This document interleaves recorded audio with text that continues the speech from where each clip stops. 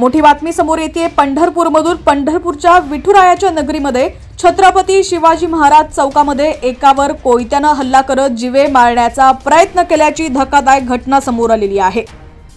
ऐन वर्दळीच्या ठिकाणी मध्यवर्ती ठिकाणी एकावरती हल्ला झाल्याने परिसरात भीतीचं वातावरण निर्माण झालेलं आहे। वाहतूक पोलीस आल्याने हल्लेखोर फरार झाले असल्याची माहिती आहे। आज गुरुवारी सकाळी छत्रपती शिवाजी महाराज चौकात कोयत्याने वार झाल्याने खळबळ उडालेली आहे। वाहतूक पोलीस आल्याने हल्लेखोर फरार झालेला आहे आणि यामुळे पुढचा अनर्थ टळलाय। वाहतूक पोलीस येताच हल्लेखोर घटनास्थळावरून पळून गेले। घटनेतील मोटरसायकल सांगली जिल्ह्यातील असल्याची माहिती आहे।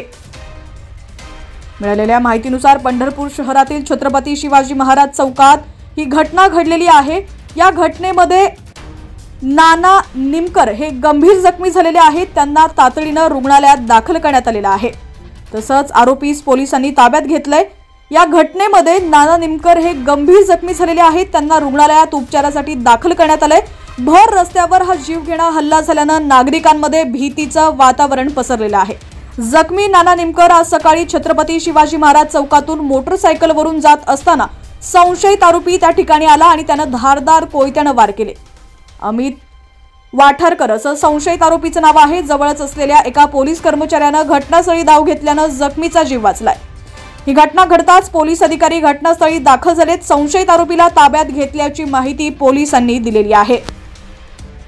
या घटनेत जखमी झालेल्या तरुणाला उपचारासाठी रुग्णालयात दाखल करण्यात आलंय, तर आरोपीला पोलिसांनी ताब्यात घेतलंय। शहराच्या अत्यंत प्रमुख चौकात मंदिराजवळ झालेल्या या घटनेने भाविकांमध्ये, दुकानदार आणि नागरिकांमध्ये भीतीचं वातावरण निर्माण झालं होतं।